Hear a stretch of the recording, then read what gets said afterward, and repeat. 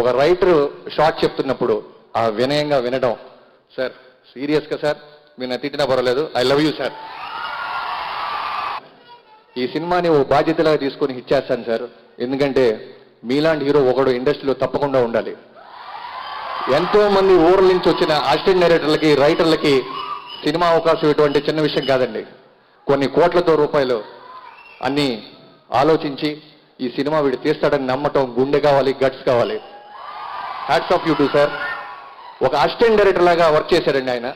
జీవితాంతం ఆయన రుణం మర్చిపోను, ఆయన ఎప్పటికీ మర్చిపోను. ఒక అసిస్టెంట్ డైరెక్టర్ లాగా వివి నాయక్ గారు. నాకు డేట్ బాగా గుర్తు.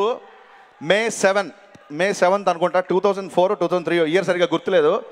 రాజమండ్రిలో నా autograph sweet memory cinema shooting చేస్తున్నాం రవితేజ గురించి. మీరు చేసిన ఆడవాడికి నేను మా అన్నయ్య గురించి మర్చిపోయాను. దర్శకుడిగా నా స్థాయి పెంచింది పవన్ కళ్యాణ్ గారు అయితే, దర్శకుడిగా నాకు పునర్జన్మని ఇచ్చింది నా మాస్ మహారాజ్ రవితేజ. తీసుకొచ్చింది రవితేజ గారు. ఆ రోల్ అలాంటిది. మనకి చేసేటప్పుడు మనకి ఆయన తప్ప ఇంకెవరు ఆలోచించుకోవడానికి కూడా ఎవరు దొరకరు మనకి. అంటే చిన్నప్పటి నుంచి ఆయన సినిమాలు చూసాం, చాలా ఇష్టం ఆయన అంటే. సో ఒక అంత ఎనర్జీ అది వచ్చేసరికి ఆబ్వియస్లీ ఆయనలాగా అనిపిస్తుంది. నాకు పర్సనల్లీ ఇక్కడ నాకు చాలా మంది ఐడియల్స్ ఉన్నారు. రవితేజ గారు కెరియర్ ని తీసుకోండి, సంవత్సరాల స్ట్రగుల్ తర్వాత ఈ రోజు ఆయన one of my favourite heroes Raviteja heroes కి. సో ఆయన స్ట్రగుల్ ముందు I think I can still take some inspiration from him.